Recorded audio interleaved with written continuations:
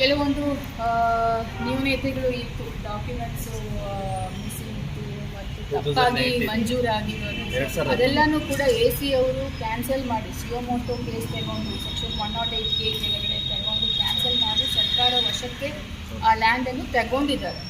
So ಅದು ಹೇಗಾಯಿತು ಅಂತ ತನಿಖೆ ಮಾಡಲಿಕ್ಕೆ, ಬಟ್ ಅದು ಬೇಸಿಕ್ ಡಾಕ್ಯುಮೆಂಟ್ಸ್ ಇಲ್ಲ ಅಂತ AC ಅವರು ಕೂಡ ರೈಟಿಂಗಲ್ಲಿ ಕೊಟ್ಟಿದ್ದಾರೆ. ಆಯಿತು, ನಾವು ಚೆಕ್ ಮಾಡ್ತೀವಿ ಅಂತ ಬಂದಿದ್ದಾರೆ. ಸೊ ಅವರು AC ಅವರು ಎಲ್ಲ ಅವ್ರಿಗೆ ಡಾಕ್ಯುಮೆಂಟ್ಸ್ ಸರ್ಚ್ ಮಾಡಿ ಯಾವ ಗ್ರಾಮದ ಮೇಡಮ್?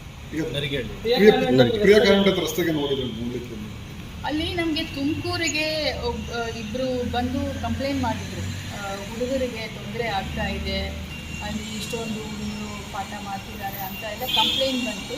ಸೊ ನಾನು ತುರುವೇಕೆರೆ ಬರೋ ಪ್ಲ್ಯಾನ್ ಇತ್ತು, ಹಾಗಾಗಿ ಆಯಿತು ಅದು ಒಂಚೂರು ನೋಡೋಣ, ಬಿಕಾಸ್ ನೋಡಿದರೆ ನಮಗೂ ಒಂದು ಐಡಿಯಾ ಬರುತ್ತೆ ನಿಜವಾಗ್ಲೂ ಅಲ್ಲಿ ಸಮಸ್ಯೆ ಇದೆ ಏನು ಅಂತ. ಅದು ಪ್ರೈಮರಿ ಚೀಫ್ ಆಫೀಸರ್ ಇತ್ಯರ್ಥ ಮಾಡಬೇಕಾಗಿರೋ ಒಂದು ವಿಚಾರ, ಚೀಫ್ ಆಫೀಸರನ್ನು ಅಲ್ಲಿ ಇದ್ದರು.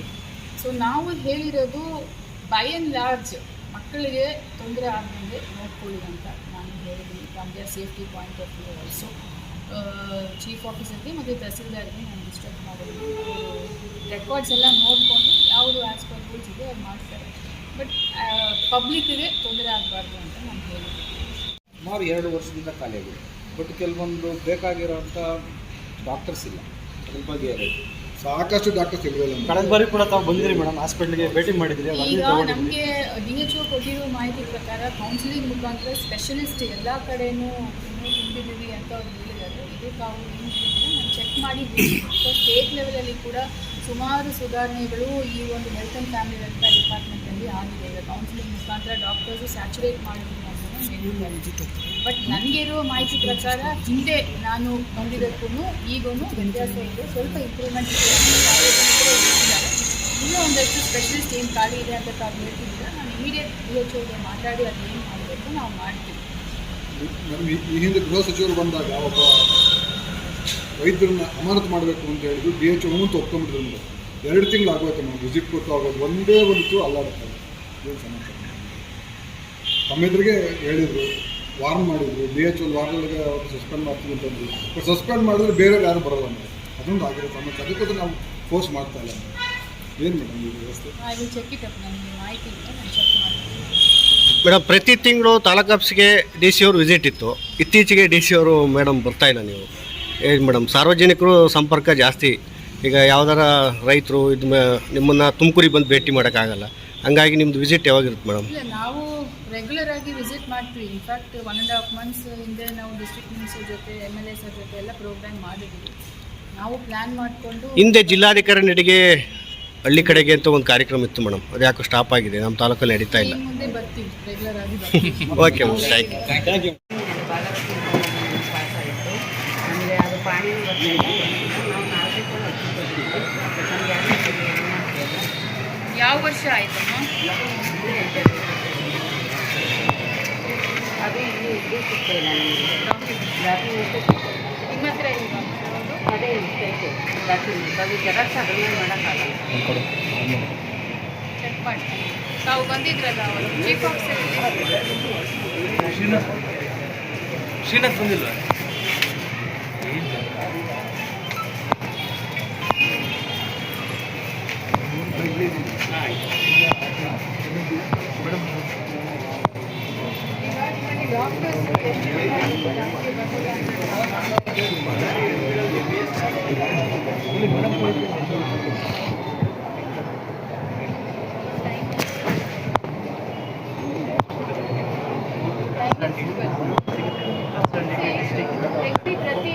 ಪ್ರತಿ ದಿನ ಮೇಡಮ್ಗೆ 10:30 ಕಳಿಸ್ಬೇಕು. ಫೋಟೋ ಸ್ಟ್ಯಾಂಡಿಂಗ್ ಮಾಡರ್ಸ್ ಎವ್ರಿ ಡೇ ಸೆಕ್ಷನ್ ಅಂತ ಮೇಡಮ್ಗೆ ತುರುವೇಕೆರೆ ಈಗ ಅಷ್ಟು ಫಾರ್ ಫ್ರಮ್ ತುಮಕೂರು ಹೌದಾ. ಹಾಗಾಗಿ ಡಾಕ್ಟರ್ಸು ಟೈಮ್ಗೆ ಬಂದರೆ ಜನರಿಗೆ ಅನುಕೂಲ ಆಗುತ್ತೆ ಅಷ್ಟೇ. ಬರೀ ಒಂದು 100 ಜನಕ್ಕೆ ಅವರು RTC ಕೊಟ್ಟಿದ್ದಾರೆ. ಬಟ್ ಈಗ ನಾವು ಲಾಸ್ಟ್ 1 ಇಯರಲ್ಲಿ 10,000 ಈಗ ರೆಡಿ ಇದೆ ನಮಗೆ RTCಗಳು ಸರ್ವೆ ಮಾಡಿ ಅವರಿಗೆ ಕೊಡಲಿಕ್ಕೆ. ಅದಕ್ಕೆ ತುರುವೇಕೆರೆಯಲ್ಲಿ 1700 ಇದೆ. ಅದಕ್ಕೆ ಒಬ್ಬ ರೈತರು ಜಮೀನಿಗೇನೆ ಹೋಗಿ ಅವ್ರ ಹತ್ರ ನಾವು ಕೇಳಿದ್ವಿ ಎಷ್ಟು ವರ್ಷದಿಂದ ಪೆಂಡಿಂಗ್ ಇತ್ತು, 20 ವರ್ಷದಿಂದ ಪೆಂಡಿಂಗ್ ಇತ್ತು ಅಂತ ಹೇಳಿದ್ವಿ. ಸೊ ಈ ಥರ ಎಲ್ಲಿ ನಮಗೆ ಡಾಕ್ಯುಮೆಂಟ್ಸ್ ಇರ್ತಾ ಇದೆ ಅಲ್ಲಿ ನಾವು ಕಡ್ಡಾಯವಾಗಿ ಮಾಡಬೇಕು.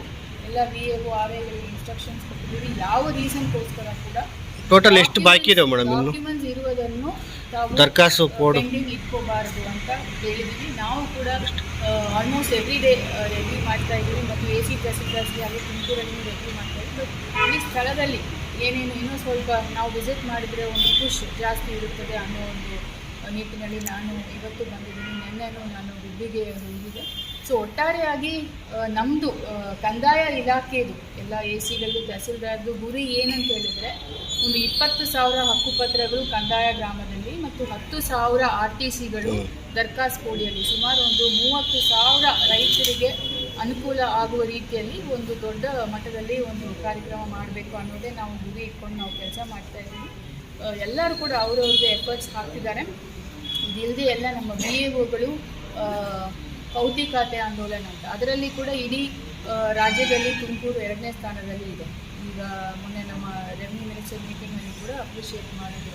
ಸುಮಾರು 23,000 ಪೌತಿ ಖಾತೆಗಳು ನಾವು ಮಾಡ್ತಾ ಇದ್ದೀವಿ. ಅದರಲ್ಲಿ ನಾವು ಗುರಿ ಕೊಟ್ಟಿದ್ದೀವಿ ಅಂದರೆ ಒಬ್ಬ VAOಗೆ ಒಂದು ತಿಂಗಳಿಗೆ 50 ಮಾಡಲೇಬೇಕು ಅಂತ ಕೊಟ್ಟಿದ್ದೀವಿ. ಸೊ ಅದನ್ನು ಅವರು ಮಾಡ್ತಿದ್ದಾರೆ, ಅದನ್ನು ನಾವು ರೆವ್ಯೂ ಮಾಡಿದ್ದೀವಿ. ಸೊ ಇದು 3 ಮುಖ್ಯವಾದ ಕಾರ್ಯಕ್ರಮಗಳು ನಮ್ಮ ಕಂದಾಯ ಇಲಾಖೆಯಲ್ಲಿ ನಡೀತಾ ಇದೆ. ಅದಿಲ್ಲದೆ ಮಾಯಸಂದ್ರ PHCಗೆ ಕೂಡ ವಿಸಿಟ್ ಮಾಡಿದ್ದೀವಿ. ಅಲ್ಲಿ ಮೆಡಿಸಿನ್ಸ್ ಕೊರತೆ ಏನು ಕಂಡು ಬಂದಿರಲಿಲ್ಲ ಮತ್ತು ಅಲ್ಲಿ ಲ್ಯಾಬ್ ಟೆಕ್ನಿಷಿಯನ್ ಇದ್ದರು. ಡಾಕ್ಟರ್ಸ್ ರೆಗ್ಯುಲರ್ ಆಗಿ ಬರಬೇಕು ಅಂತ ಹೇಳಿದ್ವಿ ಮತ್ತು AC ಅವ್ರಿಗೆ ಇನ್ಸ್ಟ್ರಕ್ಟ್ ಮಾಡಿದ್ವಿ. THOಯಿಂದ PHCಗಳಲ್ಲಿ ಡಾಕ್ಟರ್ಸ್ ಸರಿಯಾದ ಸಮಯಕ್ಕೆ ಬರ್ತಿದ್ದಾರೆ. ಬಿಕಾಸ್ ಇಲ್ಲಿ ಬೇಸಿಕ್ ಮಿನಿಮಮ್ ಫೆಸಿಲಿಟೀಸ್ ಕೊಟ್ಟರೆ ನಮಗೆ ಅವರು ತಾಲೂಕು ಹೆಡ್ ಕ್ವಾರ್ಟರ್ಸ್ಗೆ ಮತ್ತು ಡಿಸ್ಟ್ರಿಕ್ಟ್ ಹೆಡ್ ಕ್ವಾರ್ಟರ್ಸ್ಗೆ ಬರೋದು ಕಡಿಮೆ ಆಗುತ್ತೆ ಅಂತ ನಾವು ಅದು ಕೂಡ ನಾವು ಇನ್ಸ್ಟ್ರಕ್ಟ್ ಮಾಡಿದ್ದೀವಿ. ಲೋಕಾಯುಕ್ತರು ಮತ್ತು ತುರುವೇಕೆರೆ ತಾಲೂಕು ಕಸಬಾ ಹೋಬಳಿಯಲ್ಲಿ ಕಲ್ಲಣಕೆರೆ ಅಲ್ಲಿ ಕಂದಾಯ ಗ್ರಾಮ. ಈಗ ನಮ್ಮ ಇಡೀ ಜಿಲ್ಲೆಯಲ್ಲಿ ಕಳೆದ 3 ತಿಂಗಳಲ್ಲಿ ಸುಮಾರು 540 ಕಂದಾಯ ಗ್ರಾಮಗಳು ಉಪಗ್ರಾಮಗಳನ್ನು ನಾವು ಆಯ್ಕೆ ಮಾಡಿದ್ದೀವಿ. ಇದರದ್ದು ಉದ್ದೇಶ ಅಲ್ಲಿ ದಾಖಲೆ ರಹಿತ ಜನವಸತಿ ಪ್ರದೇಶಗಳಲ್ಲಿ ಹಕ್ಕುಪತ್ರಗಳನ್ನು ಜನರಿಗೆ ಕೊಡಬೇಕು ಅನ್ನೋ ಉದ್ದೇಶ. ಇದು ಸರ್ಕಾರದ್ದು ಒಂದು ಫ್ಲ್ಯಾಗ್ಶಿಪ್ ಪ್ರೋಗ್ರಾಮ್.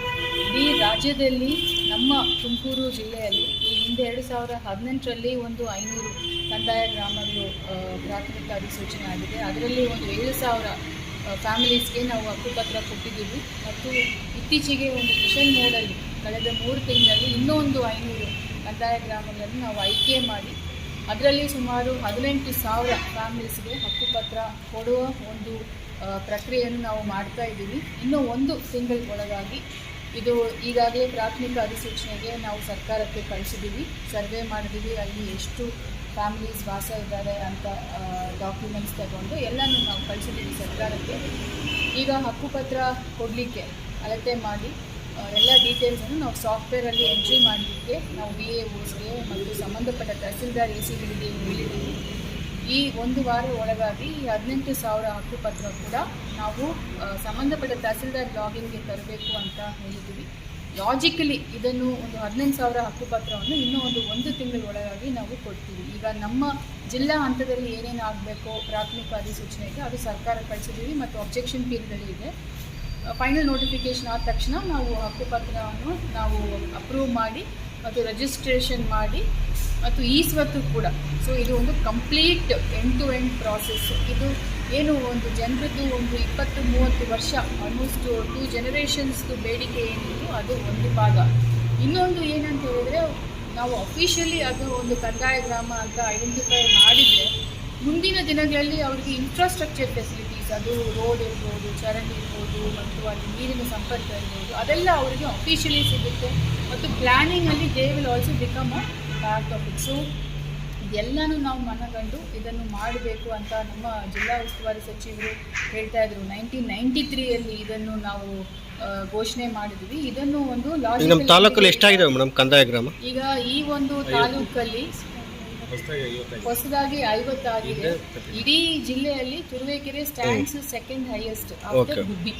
ಸುಮಾರು ಒಂದು 3,500 ಇಂದ 4,000 ಫ್ಯಾಮಿಲೀಸ್ಗೆ ಈ ತಹಸೀಲ್ದಾರ್ ಮತ್ತು AC ಸ್ಪೆಷಲ್ ಆಗಿ ಇಂಟ್ರೆಸ್ಟ್ ತಗೊಂಡು ಮಾಡಿದ್ದಾರೆ.